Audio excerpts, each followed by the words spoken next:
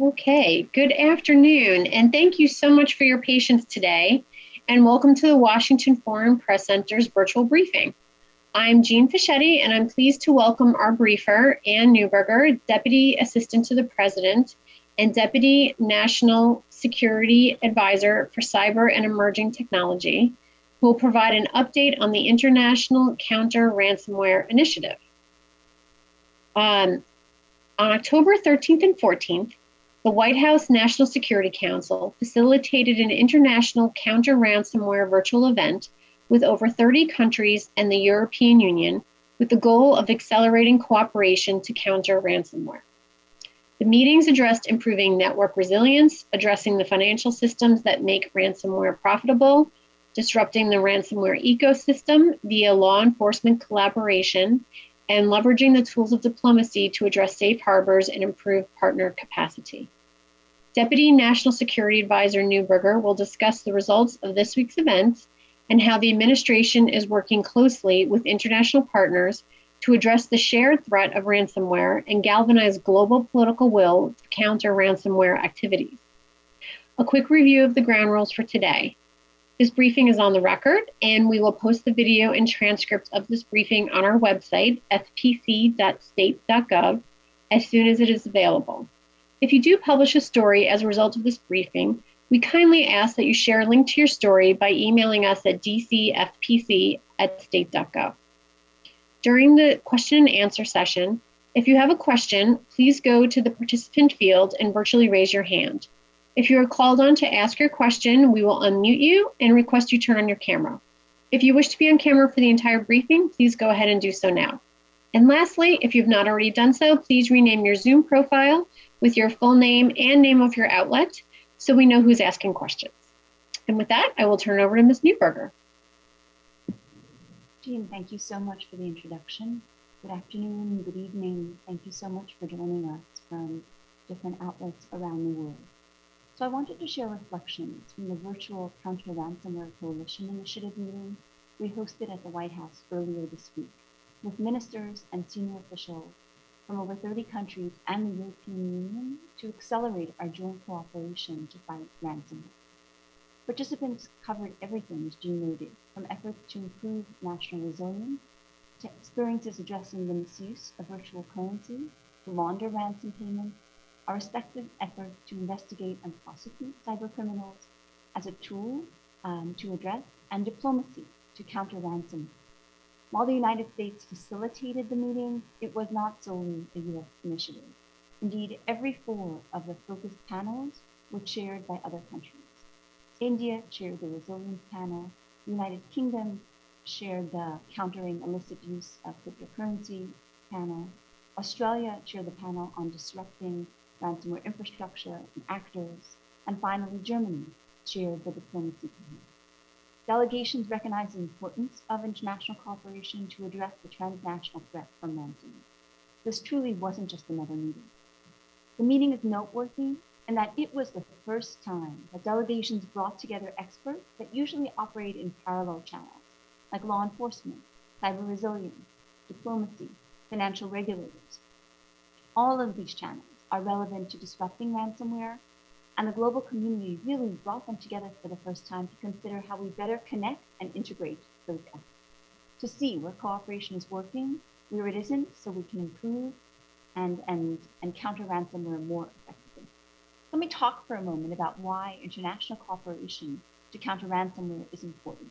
It is an incredibly complex ecosystem. In fact, during the opening plenary, for example, the Israeli representative noted that an Israeli hospital was under attack by a ransomware attack at that moment. And to demonstrate the complexity of the ecosystem, one can imagine, for example, that the ransomware actors, the actual individuals who had launched that attack, could be in one country. The countries where they were laundering the ransom payments, perhaps if it was paid illicitly, would be to another country. The exchange could be registered in a third country and operating in fourth, fifth, and sixth countries. So that kind of a transnational threat truly requires international cooperation to mitigate that threat. Another example was Sweden noted, the Kaseya example that shut down a Sweden set of cooperative stores this past summer. In the opening plenary, Germany noted this was the first time ever that an administrative district declared a state of emergency purely from a cyber attack. Of note, over 30 countries acknowledged that uneven implementation of Financial Action Task Force rules around virtual currency enabled criminals to take advantage of that uneven implementation to use virtual currency to launder the proceeds of their crime.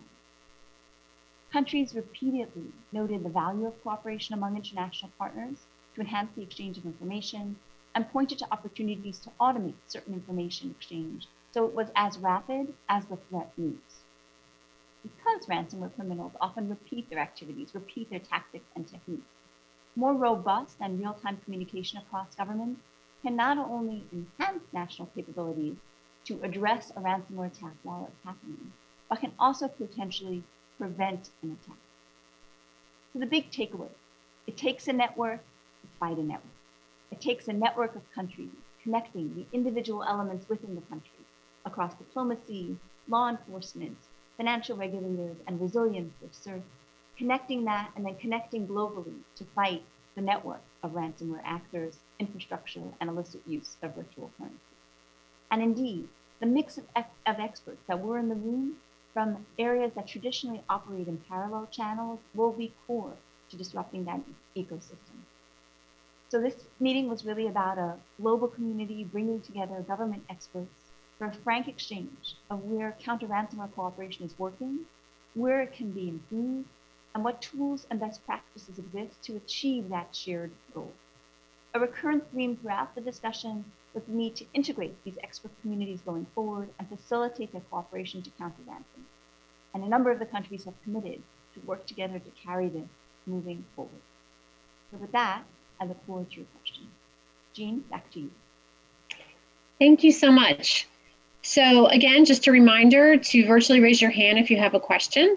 And for our first question, we'll go to Alex Rafaglu from Turan News Agency of Azerbaijan. Alex, please unmute yourself and ask your question. Thank you. Thank you so much, Anne. I hope you can see me and hear me. I could. Good evening to you. Thank you for being here when it's so late. And thank you for making yourself available for us this Friday. I know it has been a very long week for you. Countries in the South Caucasus, Azerbaijan, Armenia, Georgia, they haven't been part of this first event, but they are surrounded by some malign actors in the region, such as Russia, Iran. And given what you just said, that we're talking about a worldwide threat to global infrastructure, and no country can fight this alone, as you mentioned. Do you think the participating countries will have enough tools at their disposal to come to the defense of the countries I mentioned, the South Caucasus, who might be subject to the escalating threats of ransomware by Russia and Iran? Thank you so much. Alex, it's a really good question. So first, I would say we mark this as the first of what may be numerous meetings to bring countries together. And as you know, at some point, there's just always an inverse relationship between the number of countries, the number of anything you bring together and achieving practical outcomes. So we focused on, for the beginning, those countries who either, for example, have virtual currency exchanges in their countries, who have leading certs, or who can really bring things to the fight in the first rank, come together, determine where cooperation is working, where additional cooperation is needed, put together an effort, and clearly we will reach out to additional countries to join us in this effort, because as you said, global ransomware is a global problem. So this is not the last meeting, clearly, to counter ransomware from a global perspective. Thank you. Thank you. For our next question, we'll go to Lalit Jha of Press Trust of India. Lalit, please go ahead. Hi, thank you. Thank you for doing this on a Friday late afternoon. It's really appreciative of briefing us on this ransomware important initiative led by US. I wanted to get your thought about the role that India played during this conference, the lead that it took on resilience, and also what was discussed about the non-state actors, in particularly in the terrorism field, how the terrorists are using this for us. So Lily, thank you for the question. It was terrific to have India lead one of the panel and really focus an excellent discussion around resilience, around the need for speed in sharing, and around the fact that many of the techniques that are used again and again. So information that is shared will not only potentially help a country that is fighting a ransomware attack, but also prevent one. And of course, you know, the Indian chair, as many of the delegates, pressed for practical outcomes and for the need to really have practical things coming out of it. We didn't specifically discuss terror groups' use of ransomware, although we know that, you know, moving money in an anonymous way around the world and in a way that is hard to trace is certainly used by a number of illicit actors. So we're well aware that by bringing together this cooperation, particularly as I noted, by working to help countries build the capacity to fully implement financial action task force rules, will help against multiple types of actors who use cryptocurrency to finance their illicit operations. Thank you. For our next question, we'll go to Dmitry Kirsanov of TASS. Dmitry, please go ahead and unmute yourself and ask your question. Can you hear me? Yep, we hear you good. Excellent. Thank you so very much for doing the briefing. I have a couple of Russia-related questions, not surprisingly. And I wanted to ask you if you perhaps might have some additional details on the bilateral engagement on cybersecurity. A senior administration official briefing reporters before the ransomware summit said that Russia has taken initial steps to fight ransomware attacks targeted at the United States, and that the United States is looking to see a quote-unquote follow-on. So I was hoping you might explain what this follow-on is. That's part one. And the second part, it's obviously is a two-way street. Is the United States doing anything to combat this threat vis-a-vis Russia? Thank you so much. Dmitry, thank you so much for the question. So first, I think as was noted, the U.S. has shared some specific information regarding ransomware criminals operating from within Russia, and is looking to see follow-on action to address that threat. And from the perspective of the second question, absolutely, we believe that responsible countries address ransomware activity coming from within their borders. And one of the reasons, indeed, that we facilitated and brought together this coalition of so many countries was to hear how cooperation is working to ensure countries are sharing information about criminal activity happening in different countries and how we fight that together, and recognizing the fact that truly fighting ransomware requires improved resilience, requires addressing the movement of funds, and in many ways is funding criminal actors, requires diplomacy to move from norms that, for example, say responsible actors, fight criminals operating within their borders, moving from norms to implementation, as well as, of course, the role of law enforcement was really one of the things we're doing here in the U.S. to ensure that not only are we addressing it within our own borders, but we're working to bring countries together to ensure that we're cooperating fully to assist and contribute to the global effort as well. May I ask a brief follow-up? Will you be ready and willing to prosecute cyber criminals within the United States if Russia shares information to that effect with you? As you know, the United States has law enforcement is always committed when we have countries who share with us mutual legal assistance information. We look into that, we investigate that, subject to the laws and regulations of this country and meeting the standard of proof. We absolutely pursue criminal activity operating from within the U.S. when and where it is. Thank you. For our next question, we'll go to Pearl Matibe. Pearl, please go ahead and unmute yourself and ask your question. Thank you so much, Das Neuberger. It was great hearing you in the briefing earlier this week. And I'm glad there's an additional opportunity to ask you some questions around sub-Saharan Africa. So what I'd like to kind of understand is how you intend to operationalize and support countries like South Africa, Kenya, Ghana, and even smaller countries like Zimbabwe. Because as we know, they are going to need some capacity upscaling to help them in detecting and responding to cyber attacks and hacker activity. Inside, for example, South Africa's own borders, the country did already have this year 2 major attacks, one on its Department of Justice and the other on a state-owned port and rail company, Transnet SOC Limited. So I'm wondering, what will your support look like in helping them? And in addition to that, are you tracking? I'd like to understand some data in terms of Africa right now, I think probably still has the lowest global internet penetration rate. And I'm not sure what that accounts to in terms of global users, and yet it still seems so vulnerable to these global, to this, in fact, even mobile malware infection rates. So maybe you can speak to that. Thanks.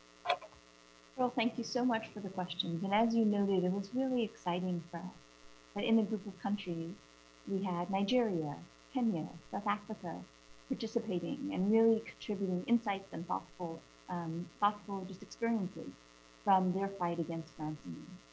So to your point, a number of the participants talked about the need for capacity building that is around resilience, cert-to-cert exchanges, exchanging information rapidly about tactics and techniques and how to fight them as well. Capacity building around tracing of virtual currencies, analysis of the blockchain and how to work through that, as well as the routine capacity building around law enforcement. There was certainly discussions around that. And I think one of the core takeaways, which is to say, let's analyze what's working and where the gaps are. And we invited all the countries to really submit their perspectives on that, was to get a good understanding of what the different countries in the coalition felt they needed to be a full member of countering that ransomware. So that's the first thing I would say. The second thing I would say, as I mentioned in the Israeli hospital example, is that some part of the fight is really a global fight. So where, for example, when the United States designated the first ever cryptocurrency exchange a couple of weeks ago, Suez, that exchange, while headquartered while registered in one country, headquartered in other countries, was facilitating movement of cryptocurrency all around the world. So in some ways, the work that we're doing lifts all boats in terms of benefiting all countries as well. So we will have that balance in the capacity building that comes out of this meeting. May I ask a follow-up question? So for my audiences to understand, might there be any help in terms of working with local law enforcement companies to help them in the arrest and prosecutions of those? And, are you looking to prosecute in the US, or does it matter what jurisdiction? And how would that operationalize? I'm trying to understand.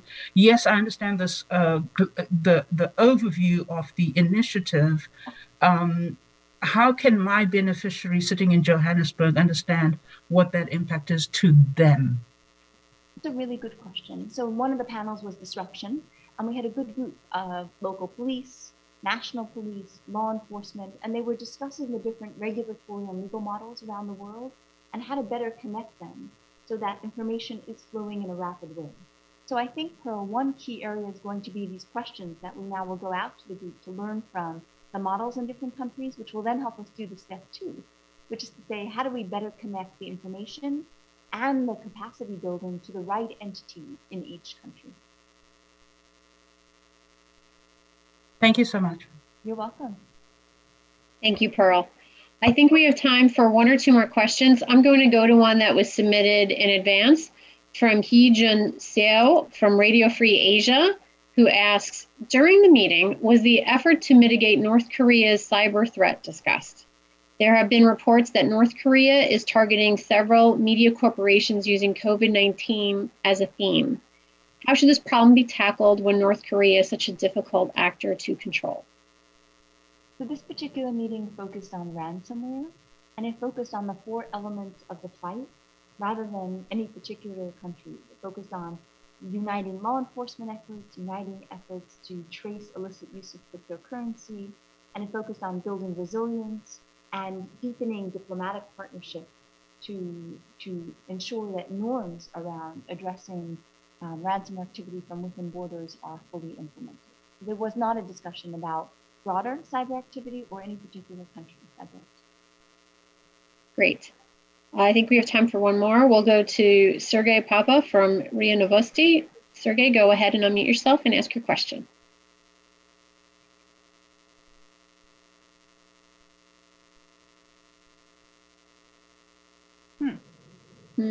Sergey, can you hear me?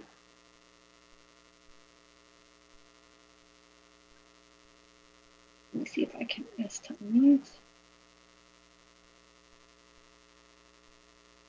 Okay, go ahead, you're unmuted.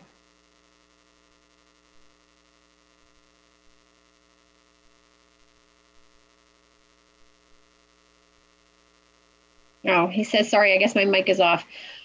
All right, well, if anyone would like to submit a question in writing, we can certainly get those back to the briefer for, oh, he wrote his question in that thing. I'll read it. He says, as you said, the number of countries who take part in the meeting may be expanded, but why Russia wasn't part of the first volume? So as we've noted, the US has a candid, professional, and very direct set of conversations with Russia about criminal activity, ransomware activity coming from within Russia. So we felt that we had good, honest, and candid discussion and information sharing between the two. We focused this discussion on bringing together a broader coalition of countries we were not talking with regularly in that integrated way to discuss how we deepen our cooperation, how we identify the gaps in our cooperation to more effectively fight ransomware. Okay, great, thank you. And with that, I want to thank our briefer for her time today and to discuss this important event. And thank you to our journalists for their participation. This briefing is now concluded. Thank you so much. Thank you all. Best wishes for a good weekend.